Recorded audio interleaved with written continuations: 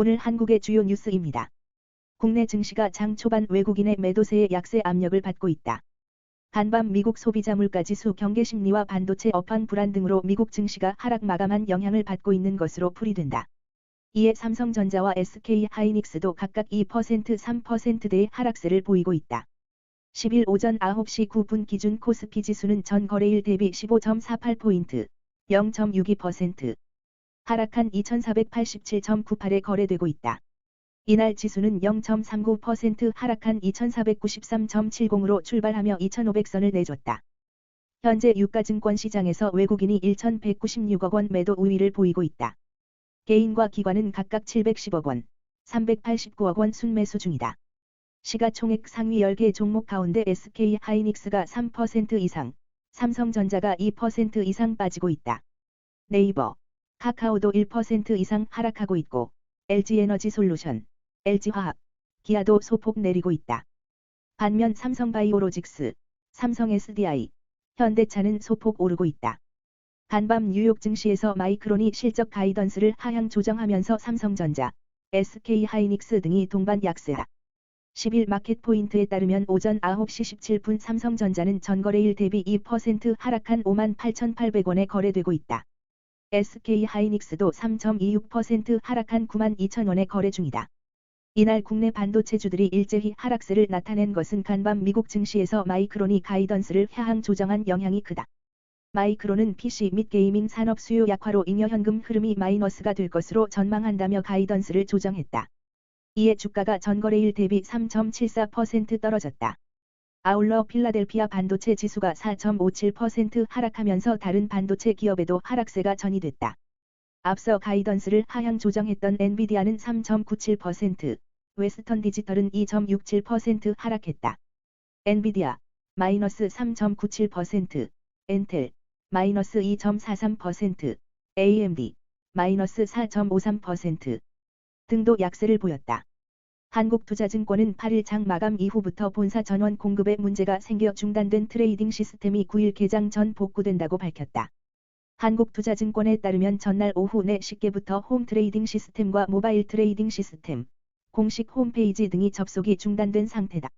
정규장 마감 이후 접속 장애가 발생했지만 이후 시간 외 거래와 밤사이 해외 주식 거래가 중단됐다. 회사 측은 본사 전산 기계실의 전원 공급이 불안정해 시스템 긴급 점검을 진행하면서 트레이딩 시스템 이용이 중단됐다고 밝혔다. 한국투자증권 관계자는 전원을 공급하기 위한 발전기를 수배하는 데 시간이 오래 걸렸다라며 현재 홈페이지는 복구가 됐고 홈 트레이딩 시스템과 모바일 트레이딩 시스템은 증시 개장 전에 복구된다라고 말했다. 한투증권은 이번 전산장애로 인해 피해를 본 투자자들의 손실을 보상하겠다는 입장이다. 한투증권은 이날 공지를 통해 시스템 이용에 따른 불편으로 발생한 피해에 대해 8월 12일까지 접수받고 검토 후 성실히 조치하겠다라고 밝혔다. 서울 등 수도권에 115년 만에 기록적인 폭우가 쏟아지면서 자동차 침수 피해 신고가 빗발쳤다. 보험업계에 따르면 9일 삼성, 현대 등 주요 보험사에 접수된 차량 침수 피해 건수는 4천여 건에 달한다. 추정 손해액만 559억 3천만 원에 달한다.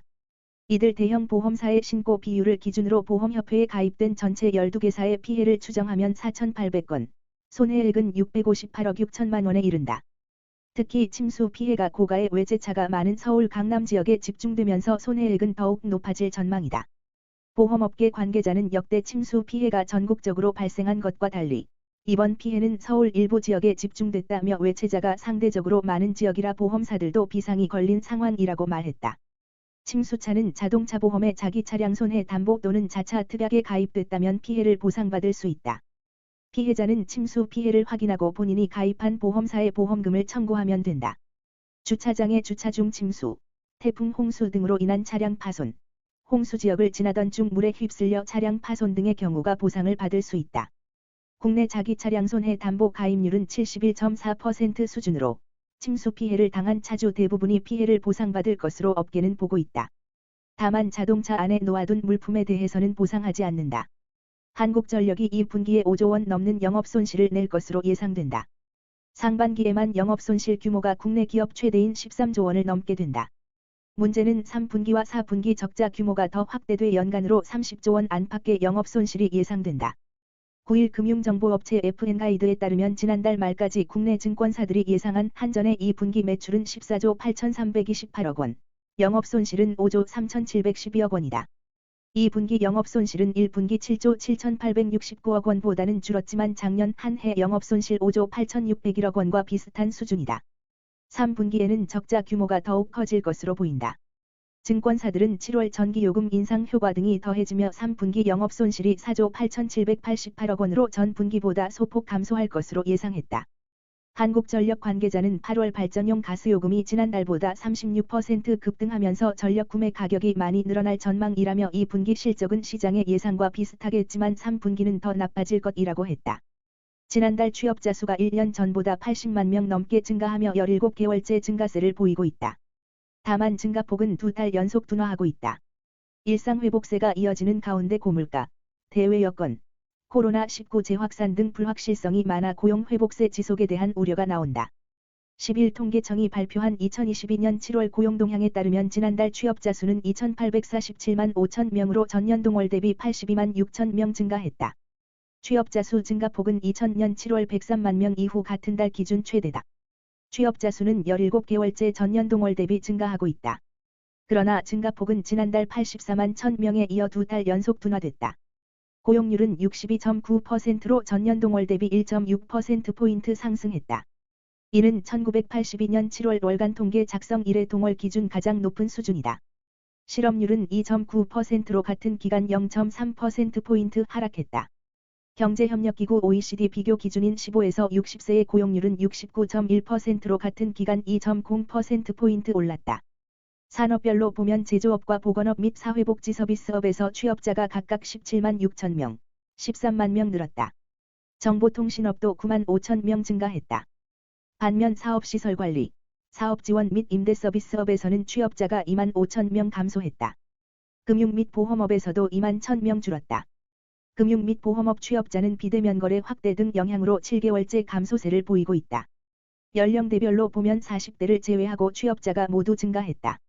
증가폭은 60대 이상에서 47만 9천 명으로 가장 컸다. 그 다음으로 50대 19만 4천 명, 20대 9만 5천 명, 30대 6만 2천 명 순이었다. 반면 40대에서는 취업자가 전년 동월 대비 1,000명 감소했다. 40대의 경우 금융 및 보험업에서 취업자가 감소한 영향이라고 통계청은 분석했다. 지난달 부산시의 취업자 수가 1년 전과 비교해 고작 4,000명 증가하는 데 그치며 뚜렷한 정체 현상을 보였다. 올해 들어 증가폭이 가장 컸던 지난 2월 4만 3천 명과 비교하면 불과 5개월 만에 10분의 1 수준으로 쪼그라들었다. 경제활동의 핵심 연령인 40에서 50대와 20대 취업자 수는 감소한 반면 60세 이상은 2만 명 넘게 증가했다. 임시근로자 증가폭은 상용근로자 증가폭보다 배 이상 컸다. 10일 통계청에 따르면 지난달 부산시의 전체 취업자 수는 168만 9천 명으로 지난해 같은 달 168만 5천 명보다 4천 명 0.2% 증가하는 데 그쳤다. 코로나19 신규 확진자가 약 4개월 만에 다시 15만 명을 돌파했다. 위중증 환자는 400명을 넘어섰다. 비수도권을 중심으로 병상이 빠르게 소진되면서 당국은 비수도권의 위험도를 중간에서 높음으로 상향했다. 지난주 하루 최대 확진자 수를 28만 명에서 20만 명으로 낮춰 잡았던 당국은 이를 재수정할 가능성을 시사했다. 중앙방역대책본부는 10일 신규 확진자가 15만 1,792명 발생했다고 밝혔다. 하루 확진자가 15만 명을 웃돈 것은 지난 4월 13일 19만 5,387명 이후 118일 만이다. 전날 14만 9,897명보다 1,895명 늘었고 지난주 같은 기간 11만 9,922명보다는 3만 1,801명 26.6% 많다. 누적 확진자는 2,084만 5,913명으로 우리나라 전체 인구의 40.4%에 달한다. 확진자가 증가하면서 이날 위중증 환자는 402명으로 400명을 돌파했다. 지난 4일 300명을 돌파한 지 6일 만에 400명을 넘어섰다. 전날 오후 5시 기준 중환자 병상 가동률은 37.8%, 중등증 병상 가동률은 44.8%를 기록 중이다. 전날 서울과 경기의 중증증 병상 가동률은 각각 69.7%, 72.8%를 기록했다. 부산의 위중증 병상 가동률은 60.8%, 대전, 경남, 강원 지역 병상 가동률도 50%를 넘어섰다. 이 탓에 당국은 비수도권의 코로나19 주간 위험도를 중간에서 높음으로 상향했다. 배달 주문한 치킨에서 담배꽁초가 함께 나왔다는 글이 올라와 논란이 되고 있다. 9일 한 온라인 커뮤니티에는 한 누리꾼이 경상남도 마산의 작은 프랜차이즈 치킨집에서 담배꽁초까지 같이 튀긴 순살 치킨을 받았다는 글과 함께 배달받은 치킨 사진을 올렸다. 사진 속에는 브랜드 로고가 보이는 담배꽁초가 주문한 치킨과 함께 튀겨져 있는 것을 볼 수 있다. 작성자는 매장에 전화해서 따지고 배달 앱을 통해 환불받았는데 매장 태도에 너무 화가 난다며 매장 사장님이 여자, 남자 두 분이신 것 같은데 두 분 다 담배를 피우지 않는다며 나 몰라라 하시더니 감자튀김 아니냐며 먹어보라고 하더라고 말했다. 당시 여 사장은 작성자에게 맛있게 드세요라고 했다고. 이에 작성자는 어떻게 먹냐고 따지자 그것만 쏙 빼고 맛있게 드세요라는 황당한 답변을 받았다고 전했다. 작성자는 여 사장에게 식품의약처에 신고할 테니 결과 나오면 이야기하자고 했더니 고객님 저희한테 장사하지 말라는 건가라고 화를 내더라고 말했다. 결국 남 사장은 직접 치킨을 본 뒤 작성자의 주장이 맞다고 인정하면서도 사과를 제대로 하지 않았다고 한다. 이런 태도에 다시 분노한 작성자는 본사와 식품의약처에 신고할 거라고 하자 남 사장은 젊은 사람들이 그렇게 살지 말라고 윽박질렀다고 했다. 작성자는 본사 측에서는 그 지점 사장들이 자신들은 담배를 피우지 않았다고 강하게 주장해 문제의 치킨과 담배꽁초를 수거해 가겠다고 하더라고 말했다. 이어 도저히 믿을 수가 없어서 식품의약처에 맡겨서 검사하겠다고 했다며 이미 치킨 먹은 후에 발견했고 요즘 같은 시대에 저게 말이 되나라고 분노했다. 그러면서 피해자인 제가 연락을 기다리고 있다. 스트레스 받고 막막하다고 덧붙였다. 80년 만에 중부지방 일대에 최대 400mm의 기록적 폭우가 쏟아지면서 9명이 숨지고 7명이 실종되는 등 인명피해가 발생한 가운데 40대 남매가 급류에 휩쓸려 하수구에 발려 들어가고 70대 여성이 키우던 고양이를 구하기 위해 물이 찬 집에 들어갔다가 숨지는 등의 사고가 이어지며 안타까움을 더하고 있다. 지난 8일 밤 서초구에서는 거리를 지나던 40대 남녀가 맨홀에서 역류한 물길에 휩쓸려 실종됐다. 두 사람은 남매인데 누나가 먼저 급류에 휩쓸려 하수구에 발려 들어갔고 이를 구하려던 남동생도 함께 빠진 것으로 알려졌다. 실종자 가족은 CCTV를 통해 황망한 표정으로 이를 지켜볼 수밖에 없었다. 서울에서 가장 많은 비가 내렸던 동작구에선 70대 여성이 키우던 고양이를 구하기 위해 물이 찬 집 안으로 들어갔다가 빠져나오지 못해 숨지는 안타까운 사고도 이어졌다. 또 폭우에 쓰러진 가로수를 정리하던 60대 구청 직원이 감전으로 숨지기도 했다. 중국이 대만을 침공하고 미군이 개입하면 어떤 결과가 나올까? 시뮬레이션 해보니 미국과 대만이 전쟁에서 이기지만 막대한 타격을 입을 것이라는 결과가 나왔다. 9일 블룸버그 통신에 따르면 최근 미국 싱크탱크 전략국제문제연구소는 2026년 중국이 무력 통일을 위해 대만을 침공하고 미국이 군사적으로 대응하는 상황을 가정하고 그 결과를 예측하는 시뮬레이션을 진행 중이다. 핵무기 사용은 고려되지 않았다.